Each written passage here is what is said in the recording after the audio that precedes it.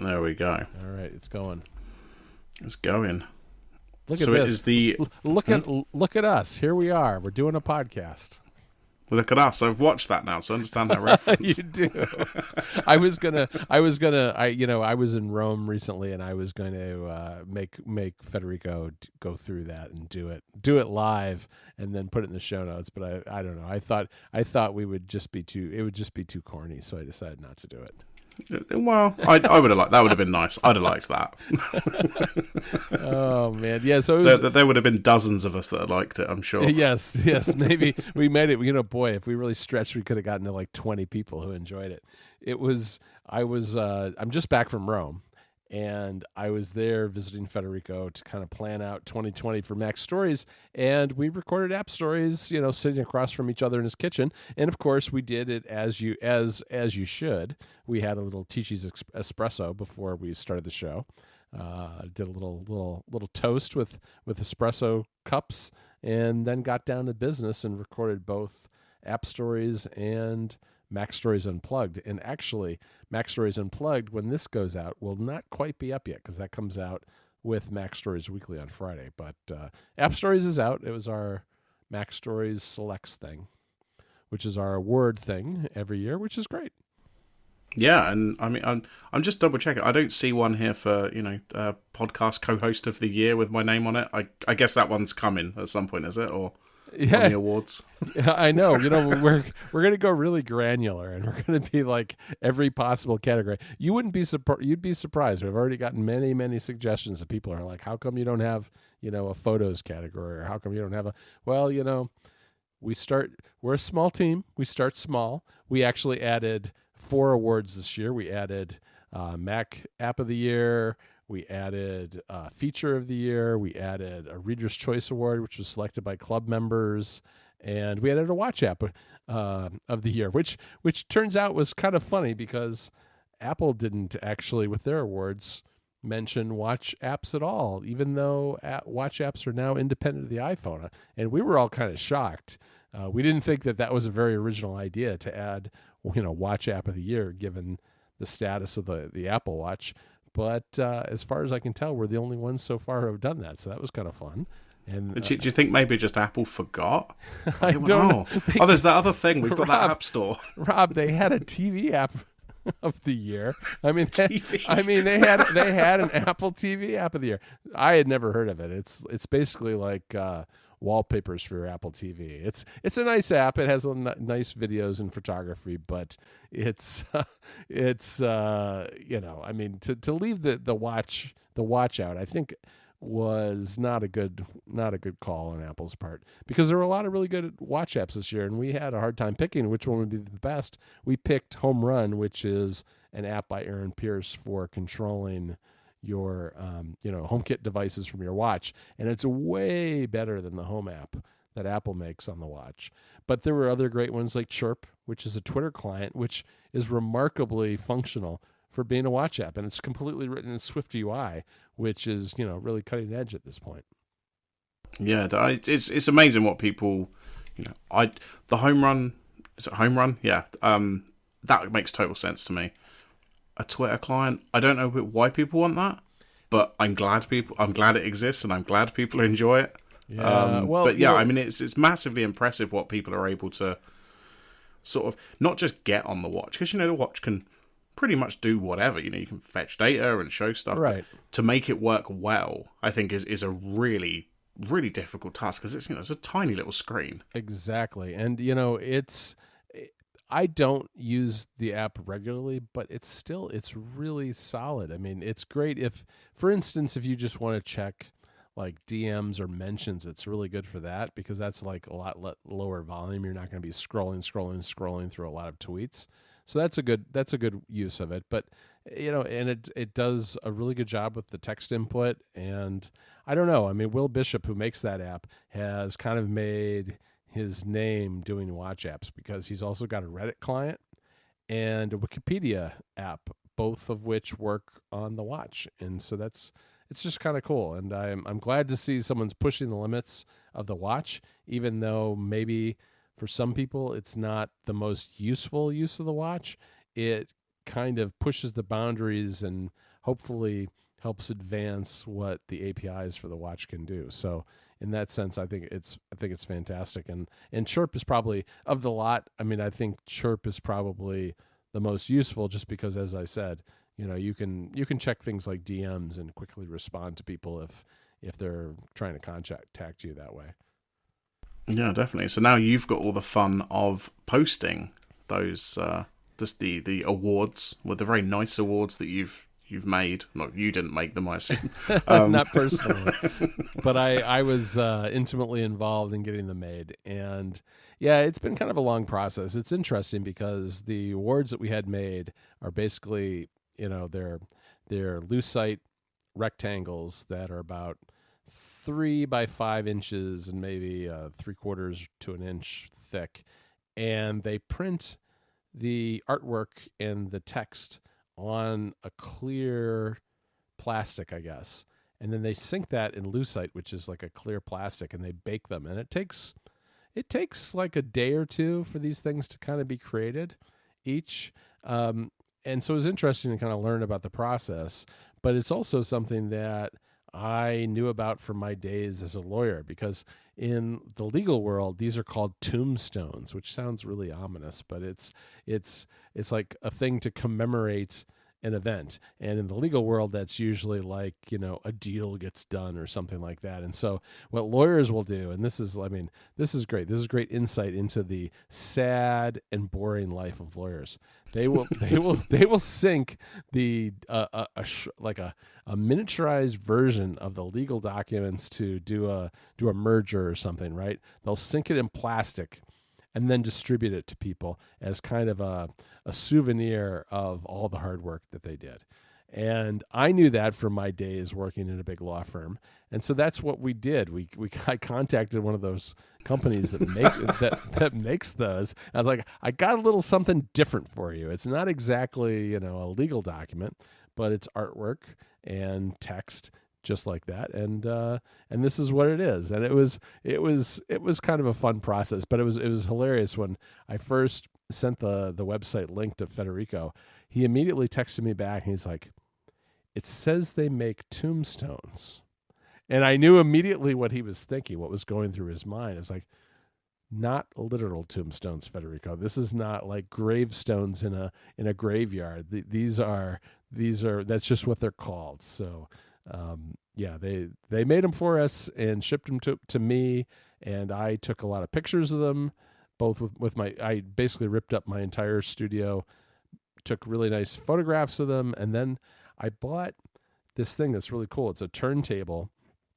Very hard to get the items centered perfectly on it, but it's a little turntable, and you put it in a light box, and it's controlled with your iPhone via Bluetooth, and you can do a little short movie of the awards spinning.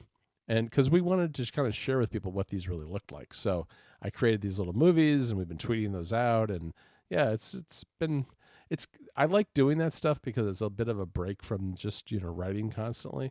And the only trouble was that we had this, meeting planned in Rome, essentially the 4 days before we did the launch of the awards. So I didn't really do most of my writing until I got back. So it's been quite a week in terms of just kind of catching up and getting all that stuff done. Yeah, I noticed the turntable, and I've seen there's definitely a few YouTubers that have got that who do like reviews for Lego and sort of other sort of not just toys but like action figures and all the kind of stuff you'd get in a sort of toy shop or comic shop, that kind of thing. And I'd never really thought about what it was, but now you've said it to me, I'm like, oh yeah, that makes total sense. Yeah, this is the kind of thing that people are probably using.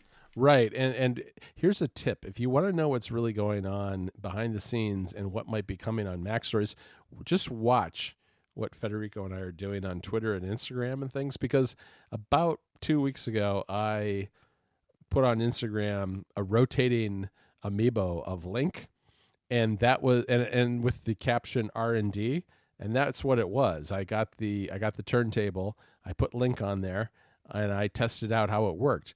Now, what's interesting with a figure like that, which has nice hard edges, you can actually use the app to kind of white out the background, so it looks like it's just floating in space. couldn't do that with clear awards because it starts to kind of fade away the actual clear parts of the rectangle. So you can in the videos that I posted, you can kind of see the turntable in the background. But if you go through my Instagram, you can see like where I did an amiibo, where it looks like it's just floating in space, which is pretty cool. And I think that's how a lot of the app allows you to not only just create videos, but you can create GIFs, and you can do HTML for like 3D objects on that you can use in a storefront or on eBay or whatever you want to do. So it's kind of a fun experiment. Yeah, that sounds really cool. And now I'm sitting there thinking, oh, maybe I could buy one, but I definitely don't need one. This is what we do. We just encourage each other to buy stuff. Well, and I was actually talking to Federico about this because I said, oh, I really got to clean out my studio because I got so much stuff. And he said, well, this will be a good article. Because, that's kind of what we do is we write articles about these kind of problems, these first world problems that we have. But I've got too many it's good in that sense to have kids because I give them a lot of my stuff that I don't want. But, I have too many hubs. I've got all this photography equipment, and I eventually kind of, I don't know, winnie it down to something more core. And that's something I'm going to do over the holidays is kind of get everything organized, try to figure out what I need, what I don't, and get rid of the extra cruft. Well, you've got my address. If there's anything you want to, just pop it in the post over the ocean. I'm sure it'll be fine. I'm sure it'll be really cheap. It was just like sending those awards to India, or oh, absolutely, or Mike trying to sell his television, right? I mean, oh my, yeah. I feel really. I've sold some stuff before. They're not quite as big as a TV, but even that, any kind of large thing is just such a pain. I mean, I don't know if I even mentioned this to you, but there was some comics that I wanted to buy that were sort of signed comics, but the postage was like really expensive to get it to the UK. Uh-huh. And I thought, oh, maybe they're just ripping me off. I thought, I'll send them to John, and then he can post them. And I looked up the postage cost, and I'm like, all right, they're not ripping me off. It's just a ridiculous price to send these like tiny bits of paper. Don't tell me that. I actually have to send these awards out to New Zealand and places. It's going to be interesting. I think tomorrow is when I'm going to go to the. I'm going to price them out at like DHL, FedEx, and UPS and see. Why don't you just go on, John Voorhees world tour? You just jump on a plane with them. You can just take. That's not a bad idea. Although I just got back from Europe. I don't know if I want to go to Switzerland and France again. But, I haven't been to Switzerland before. And it's been a long time since I've been to France. And I've never been to New Zealand, for that matter, or India. So, yeah. Well, there you go. I mean, and as you're booking the tickets, you can just go, oh, it's for my work. It's not. It's a business expense. That means it's free, right? Yeah. I think that's how it works. I think that's how it works. Yeah, that sounds like a good idea. Maybe I'll just, come January 1, I'll just spend the next 6 weeks flying around the world delivering small pieces of plastic to random people. Perfect. So what else is going on, Rob? Well, this is one of these annoying things where I can't access it anyway, but this Apple Podcasts on Alexa now seems really interesting to me. I mean, because don't get me wrong, I don't think I'm going to switch away from Overcast for something like this when it eventually comes to the UK, but, my general thing, I'm listening to Overcast when I'm, going to work or I go wherever. I come in the house, and if I want to continue listening to that, I have to say, hey, Cylinder, connect to my phone, and she does the Bluetooth, and then I just play it via Bluetooth, which is fine. Again, but back to what you said, it's a first world problem. It's that it's not really causing me a lot of hassle, but it would be way nicer if I could just say, oh, carry on playing connected, or whatever the commands are. So yeah, I mean, this is interesting, and I guess it's kind of strange to see Apple Podcasts just sort of, oh yeah, we're on Alexa now for some reason. Maybe Apple are gearing towards doing podcasts, which I think was one of the rumors recently. But this is an interesting feature, which, like I say, whenever I eventually get it, I will actually try it out. But right now, it's not in the UK. Yeah, it's a shame that Amazon's products are so slow to find their way to anywhere other than the United States. I mean, even Canada forever it took forever for them to, get a lot of things like Amazon Prime Video to Canada. But yeah, they're slow to roll out, but it is an interesting feature. And what's neat about it is that it's not just like that you can play your podcasts on Alexa, but when you pause, for instance, you stop an episode midway, and then you go to pick it up again in the Apple Podcasts app on your iPhone, it's synced. You're exactly at the position where you left off, which is not something that you were able to do before. So that's a really nice advantage. I do think it's kind of interesting how Apple, with things like music and podcasts, is really starting to, and I guess TV too, with the apps that are built into some of the third-party TV manufacturers, is really starting to broaden the avenues from which you can actually access their services. And with podcasts, it's very interesting. They have been doing some hiring. They hired someone who used to do podcasting at National Geographic and NPR, and then Zach Kahn, who was doing marketing at Vox Media for their podcasts, which Vox Media has a ton of podcasts now. He was just hired by Apple to be part of the PR group, but PR specifically for podcasts. So there's definitely something going on there, because historically Apple has had a very small group of people dedicated to podcasts, because they're not making money on it.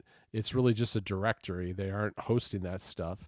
It's really just been the lists that they create and the other the content like that's been available through iTunes and now the dedicated podcast app. But there's definitely something afoot, as far as I can tell, in terms of coming up with, whether it's going to be Apple original podcasts that are only available in the podcast app, or some sort of paywall, or a bundle with another service. Who knows? But I think we're probably going to see something. And if I had to guess, it would probably be next spring, because that's kind of been when Apple's been revealing service announcements in the past. Yeah, definitely. I guess we'll keep an eye on it. Like I say, it's not. I'm interested in it because I want to try it, but it's not available here yet. So I'll give it a go when it eventually comes here. I don't really know what goes on with Alexa, or with the. Sorry, I said the words. Sorry, everyone. I don't really know what goes on with the integrations and the services, because like IFTTT didn't come for ages, Apple Music didn't come for ages. There was a bunch of other stuff as well, and I'm like, but it's just it must all be going to essentially the same server. It's not. There's nothing functionally different about podcasts in the US or the UK, as far as I know. Right. Yeah. I don't know why why Amazon's so slow to move things around the world, especially when it's not like a regionalized rights issue. Like, music is very much a rights-driven business that is very regional, whether it's Europe or North America or Asia or whatever it happens to be. But podcasting's not like that, so it is a little strange. But that's just how Amazon seems to operate, I guess. Yeah, I guess so. Well, we are, what are we, like a week away from Christmas now? Yes. I guess it's next week, which just like feels really weird, because I'm like, all right, it's just sort of jumped up on me. Oh, me too. But yeah, we went into town to do some shopping at the weekend, into the main city centre, and it was really busy. Like, it was wild. And it wasn't really till that moment I was like, all right, yeah, it really is Christmas really soon. Yeah, I noticed it when I was in Rome. We went to a shopping mall, and we're I can't go to Rome by myself and not come back with gifts for people from Italy. So we went to the shopping mall, and we went to the Apple store, of course, because that's what you do when you're in another country. You go straight to the Apple store. But we had of course we had a reason to go there. And what was remarkable to me, first of all, because it's the Christmas season, as it is everywhere, the UK, America, wherever, it was super busy. But we went to the Apple store, and what I thought was amazing was how similar the layout of that store was compared to the one that's like 5 miles from my house. And, I mean, obviously they have kind of a cookie cutter thing going, and this was just a, standard shopping mall Apple store. It wasn't like one of the flagship stores in Milan or New York or wherever it happens to be, or, like on Covent Garden or whatever it is. But it was down to the headphones are on the left side of the store and the hard drives are on the right side of the store and the Genius bars in the back. It was a wider store than the one that is near where I live, but the layout was virtually identical, and down to the products. I mean, the products were almost all the same as well. Yeah, I tend to do what you do. Go in the Apple store in a different country or town or whatever. And you're right, like there's definitely what I assume happens is they come to it and they go, right, this space is as big as it is, and they just pop out that plan that is a store design for a shop that size, right? And they all end up looking, as you say, if the sizes are about the same, they're gonna look exactly the same. Yeah, this one in Rome was just wide enough that it had like essentially one extra row of tables. Other than that, it was identical. Instead of like 3 tables wide, it was like 4 tables wide. But yeah, so we went to the Apple store. We went to some shops. We went to downtown Rome to see the Trevi Fountain and a few other sightseeing type things. But for the most part, I was just kind of hanging out in Federico's part of Rome, doing planning for next year for Mac Stories, and then eating amazing dinners every single night. He basically took me on a culinary tour of Italy with, most of it was very Roman based, very traditional Roman dishes, but we also did a little Southern Italy too. Everything from pasta and pizza and seafood. It was really good. Yeah, that sounds really nice. So yeah, I mean, I guess the reason I bring up Christmas is we're near the end of the year. Yep. So we're gonna take a few weeks break. I guess we'll be back sometime we'll be back close sort of to the new year. Yeah, because 2 weeks from now is January 1st. I mean, it is New Year's Day, so we won't record on New Year's Day. We're going to kick it an extra week to the 8th of January. Yeah, definitely. So we can, we both spend a couple of weeks, eating way more food than we probably should. I know. I've got a head start. Seeing family and all the fun stuff that people do. And yeah, I guess we'll be back in the new year, which is it's I don't know where the year's gone, if I'm honest. Oh right, okay, here we are again. Rob, it's not only the new year, it's the new decade. We're going to be hitting 2020, so watch out. Ruminate's moving into the next decade. Well, there we go. We're flying into 2020. We are. Cool. Well, yeah. So show notes in the usual place, and have a good Christmas. And yeah, we'll speak in the new year. Okay. Talk to you later, Rob.